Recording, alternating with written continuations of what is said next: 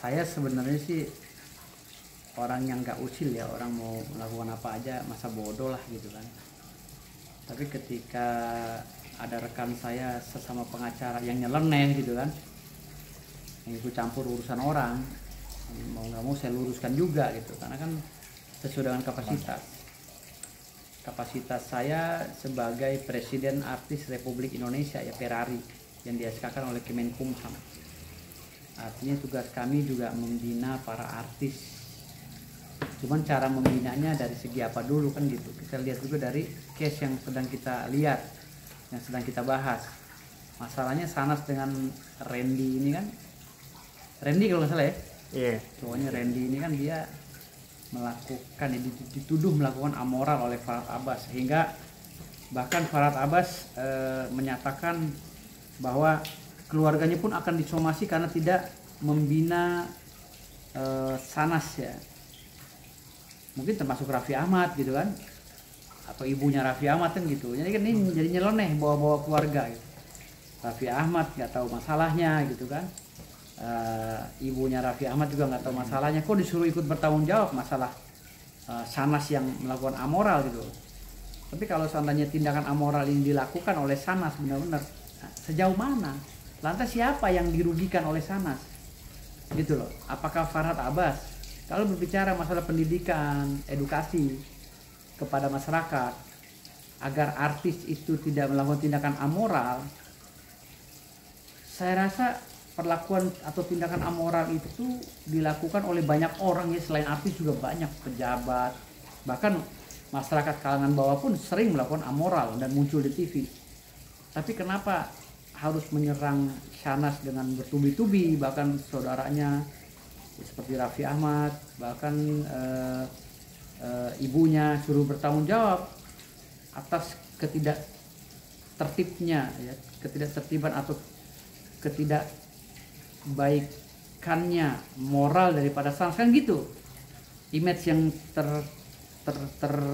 terpikir dalam benak masyarakat gitu kan, karena statementnya Farhad Abbas ini. Makanya saya langsung menyanggahnya gitu loh. Saya langsung bilang, Farhad Abbas, Anda ini pengacara nggak punya kompetensi di situ, sama sekali nggak ada kompetensinya. Anda sebagai pengacara berpikir objektif gitu. Apa yang Anda sedang bahas? Orang masalah rumah tangga, Sanas Haq baru dituduh melakukan perselingkuhan dengan Randy kan gitu. Lalu kita sebagai masyarakat harusnya kan memberikan statement nasihat lah agar mereka itu tidak menjadi selingkuh kan gitu, atau mereka tuh kembali lagi berbaik sangka terhadap pasangan masing-masing misalnya kan, seperti itu. Bukan malah kita ikut mensomasi, mensiomai-siomaikan orang gitu kan.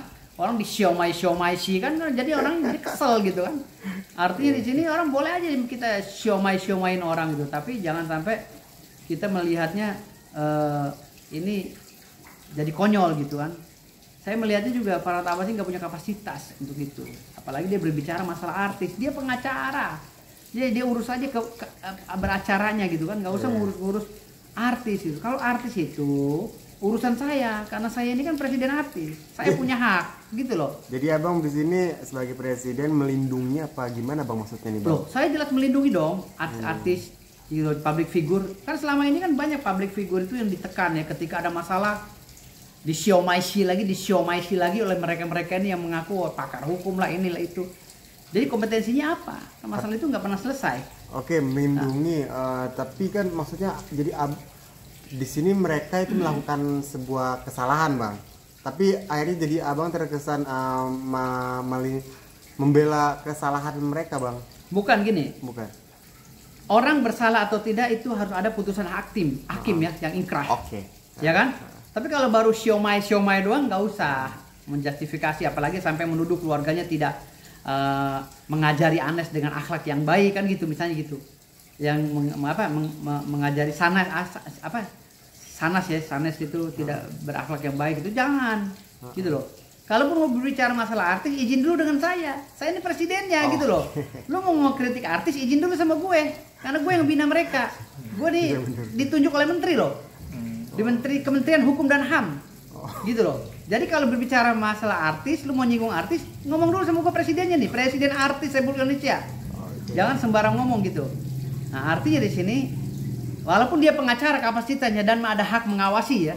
Ada hak mengawasi dalam beracara atau dalam profesi sebagai pengacara. Itu saya nggak masalahkan. Tapi kalau dibicara masalah ranah pribadi orang, ya orang ini kan rumah tangga ya. Kadang ada yang harmonis, kadang juga ada yang bosan, kan ada masa jenuh namanya rumah tangga itu. Karena kalau kita bosan kan kadang kita ya main di luar icip-icip lah kan kayak gitu. Akhirnya ketahuan. Tapi kan kita sebagai masyarakat harusnya mendamaikan agar ini tidak terlalu buruk rumah tangga mereka kan gitu. Nah, tadi berikan kan nasihat-nasihat yang baik kan gitu. Abang tadi kan bilang melindungi gitu. Tapi sekarang mereka tuh lagi dihujat bang oleh netizen, oleh orang-orang. Nah, abang bagaimana bang nanti rencana melindungi? Kalau saya aman netizen kan nggak pengaruh. Memang saya kan memang hujaters gitu kan. Saya ini kan pengacara yang sering dihujat, jadi udah nggak pengaruh gitu loh sama bahasa netizen. Apalagi netizen sampah gitu kan.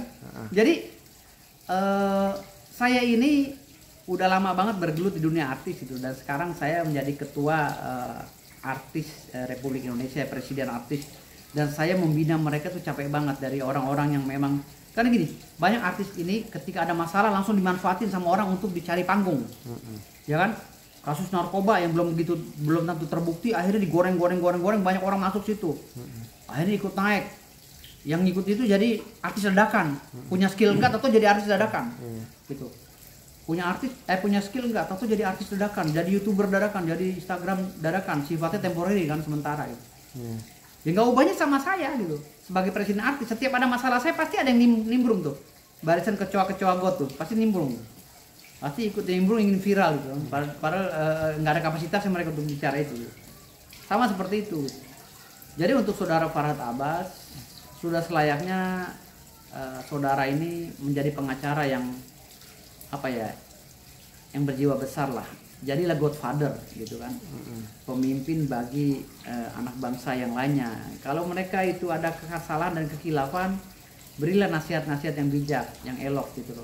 Jangan sampai menyerang-nyerang segala subscribe-nya si Raffi lah 30 juta di sini Raffi Ahmad. Emang salah apa sih Raffi Ahmad? Gitu loh. Segala maknya lah dibawa-bawa, kayak istilahkan keluarganya harus tanggung jawab. Emang salah apa keluarganya gitu loh. Kita boleh mencari panggung tapi jangan nyeleneh gitu loh. Cari panggung itu yang substansional atau objektif gitu. Dia jangan mentang-mentang ada masalah ini, wah ini viral nih, gue masuk gitu kan. Kemarin kan dia juga tuh masuk di dalam masalahnya si Zaskia Gotik tuh, si Farhad Dewi Persik gitu. Masuk kemana-mana dia tuh, nyindir orang. Jadi janganlah Farhad Abbas itu. Jadi Bung Farhad Abbas harusnya bijak di sini gitu. Jangan sampai semua orang disentil. Jadi gini, harus memikirkan juga ketika kita ingin menjatuhkan orang. Lihat proses perjalanan panjang si Raffi Ahmad, bagaimana dia bisa jadi seperti sekarang, ya kan? Dia penuh berdarah-darah. Bagaimana keluarganya Raffi Ahmad itu bisa terbentuk seperti sekarang. Mereka tuh penuh berdarah-darah dengan cara kekeluargaan. Lalu dengan datangnya Farhad Abbas ingin ngejatuhkan, ingin menghancurkan Raffi Ahmad dengan keluarganya atau Sanas, kan lucu gitu loh. Harus lihat juga perjuangan orang nih. Jangan gara-gara masalah kasus nyeleneh akhirnya nama Raffi Ahmad tercemar. Namanya Sanas tercemar. Jangan, kan lucu. Gitu. Kita lihat masa lalu orang yang udah matian berdarah-darah untuk mengangkat harkat derajat keluarganya gitu loh. Jangan semerta-merta kita nyari panggung, konyol namanya. Nyari panggung tapi mencelakai orang tuh bahaya.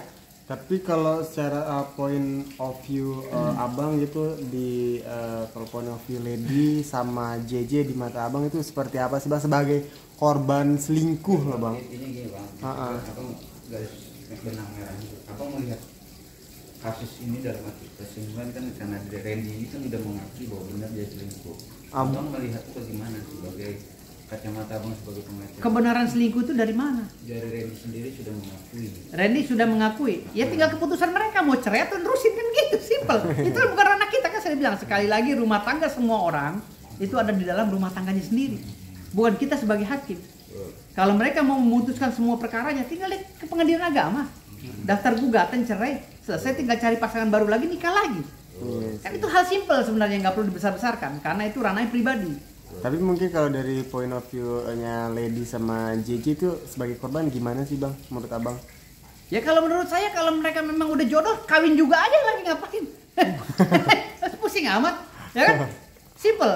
Misalnya Sanas kawin sama si Randy, JJ sama si itu nikah lagi aja, pusing. Hah? Kalau memang jodoh. Bukan maksudnya sebagai korban selingkuh, Bang. Yes, Kan kasihan. Gua bingung deh. Hari gini masih ada korban selingkuh gitu kan. Hari gini kan kita pasangan banyak banget. Di selingkuhnya kita cari lagi kan gitu. Tapi kalau orang sekelasnya si JJ ya kan, kelas-kelas yang udah high begitu ngomongin selingkuh dan lalu gigit-gigit guling di ranjang gitu kan, menangis terseduh-seduh mendengarkan lagu Betara Sonata, itu gua rasa gak pantas. Apalagi anak selatan kan gitu. Gua rasa udah gak pantas. Pasangan ini banyak banget.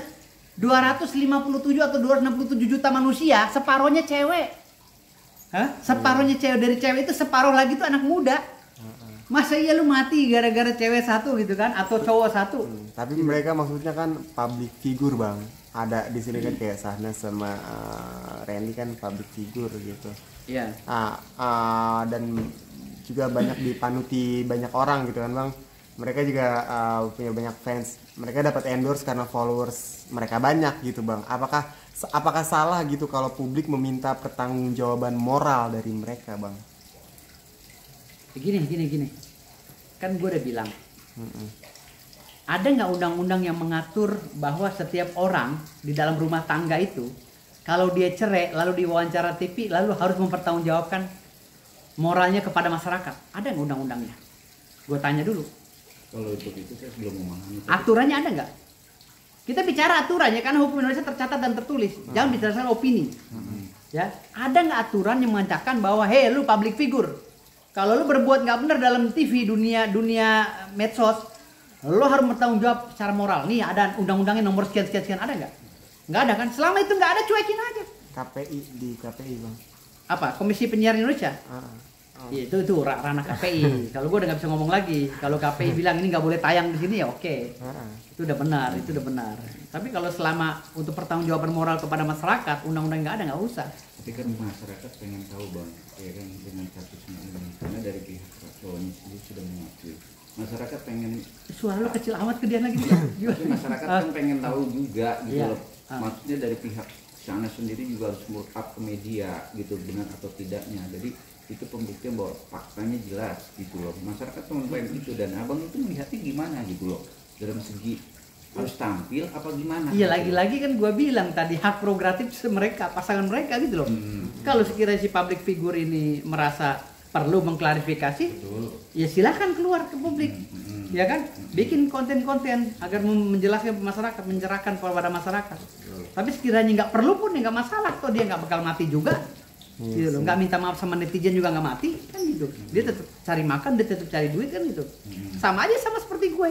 Ada masalah gue disuruh klarifikasi, gue kan orangnya bocor. Bodoh amat. Gitu. Lo makin menghujat gue makin maju kan gitu. Buktinya gue nyalek ya kan. Lo tahu kan DPR RI ya. Masyarakat sampai ini kan bertanya-tanya, Bang. Makanya berita ini kan sampai sekarang kan tetap terekspos gitu loh. Dan dari pihak teknis sendiri juga mengungkapkan bahwa dia benar berselingkuh. Apa salahnya sih dia tampil dan bilang minta maaf, atau itu benar atau salah? Itu kan balik lagi ke. Iya kan gini, masalahnya kan ini kan ranahnya rumah tangga mereka berdua. Dua pasang ini kan lagi satu selingkuh, satu lagi selingkuh kan gitu. Ya itu gue bilang tadi, si JJ lakinya si Sanas, ya kasih keputusan. Kalau memang dia sakit sama si Randy, ya lo ceraiin si Sanas. Lo kawin kayak sama istrinya si Randy, atau lo cari lagi pasangan lain. Simpel itu jawabannya. Ngapain sih harus pusing-pusing gitu loh? Jangankan model dia aja, model gua aja kalau dijelekin sama cewek gue tinggal, gue ganti lagi. Tapi gini deh, Bang, gini Iya. mungkin kan kayak di KPI kan ada peraturan-peraturan juga tuh, orang yang melakukan KDRT gitu dihukum, nggak boleh tampil di TV lagi, di blacklist lah. Terus pelaku pelecehan seksual gitu juga di blacklist oleh KPI gitu.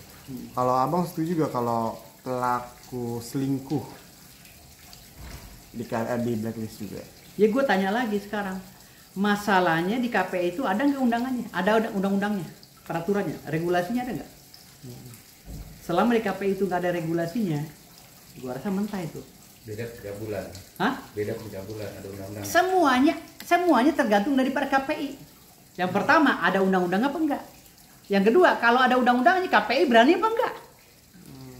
Berani atau mau apa enggak? Hah? Kan banyak kasus-kasus nih.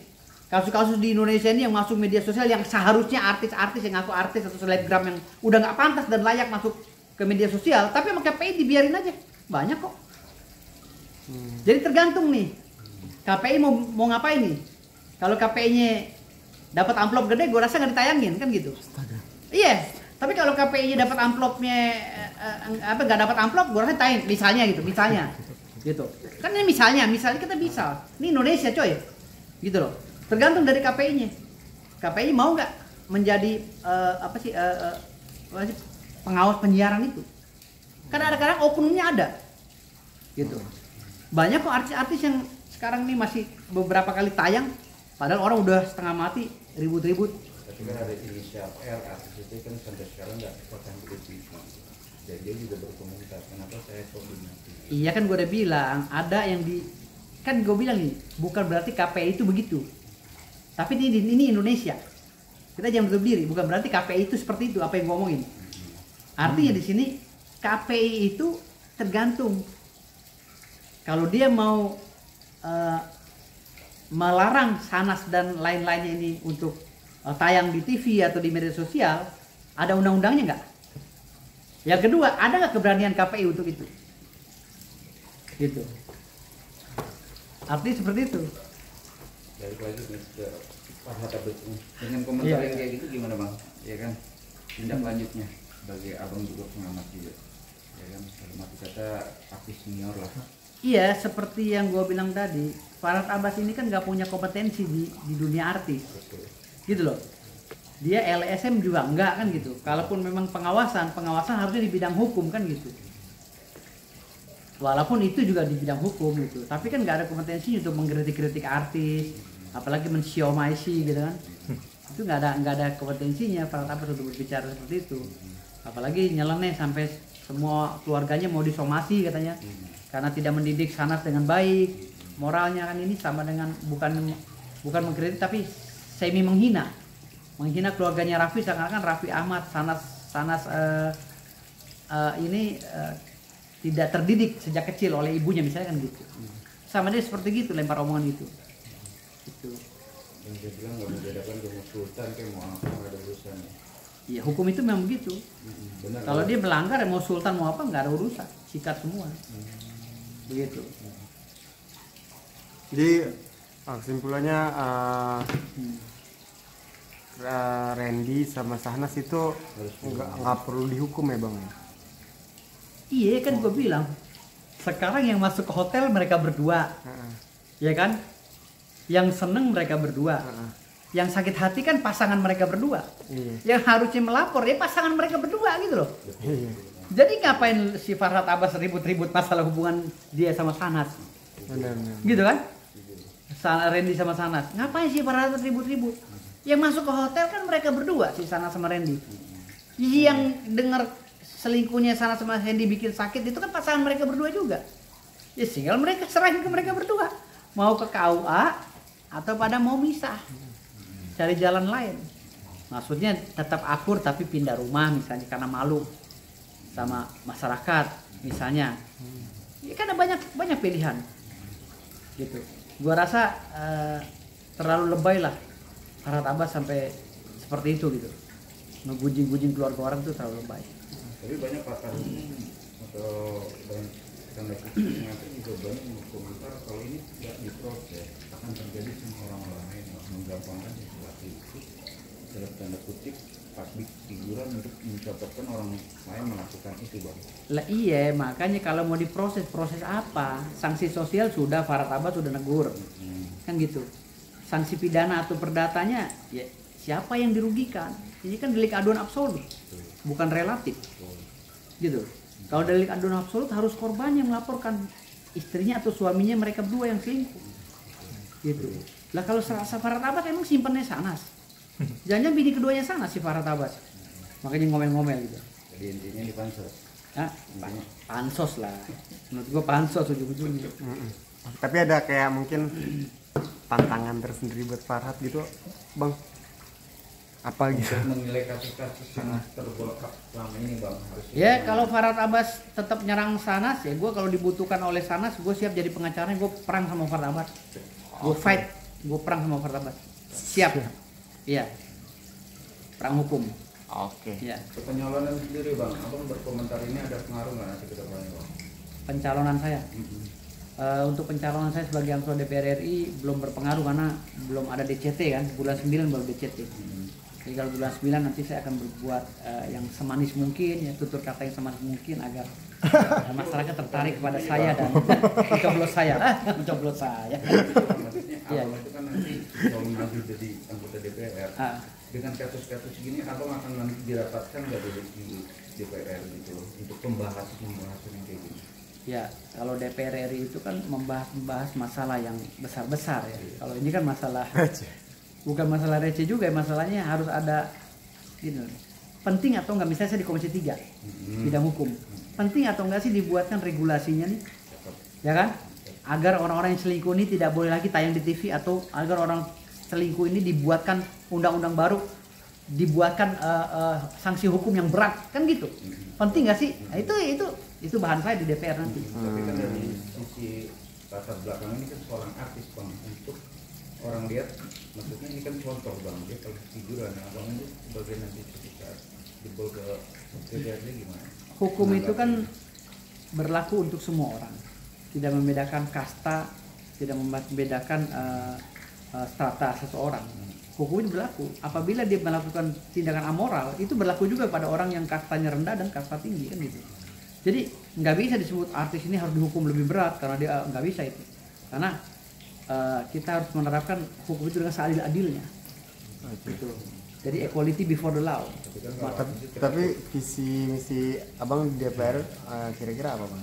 Visi dan misi saya kayak yang lain yang disebut-sebut tuh anggota DPR lain sama visi dan misinya. Tapi cara ngejalannya beda pasti. Gue pasti ngerjain. Kalau yang lain mungkin tidur-tiduran. Kalau visi dan misi, kalau ngeliat visi dan misi gue nonton aja anggota DPR RI lagi pada nyebutin visi dan misi. Itu visi dan misi gue sama mereka. Tapi cara jalannya pasti beda. Tapi kira-kira abang masuk komisi berapa nih bang pantasnya bang? Gue komisi 3 kayaknya, bidang hukum. Bidang hukum. Iya. Oh. Iya bidang hukum. Karena gue mau meluruskan hukum-hukum yang Ada yang mau dirombak ya bang? ada. Jadi kayak khusus kasus hutang piutang, ya kan? Kan hukumannya rendah tuh. Kan sakit dong yang punya duit udah dipinjemin tuh pasti tagih, galakan yang ngutang gitu kan. Nah, besok gue masukin tuh ke penjara tuh yang ngutang. Gitu. Ya kan? Lo ngutang kalau nggak bayar masuk dalam pasal penipuan. Pasal penggelapan uang. Gitu besok. Di Komisi 3 gue akan legalkan itu. Gitu. Beri dukungan bang, minta dukungan untuk masyarakat. Jangan belum. Belum ada masa kampanye, ntar gue kena bapilu. Oke, thank you. Ya, makasih Semangat ya. terus ya bang ya. Siap. Ya, Assalamualaikum. Salam.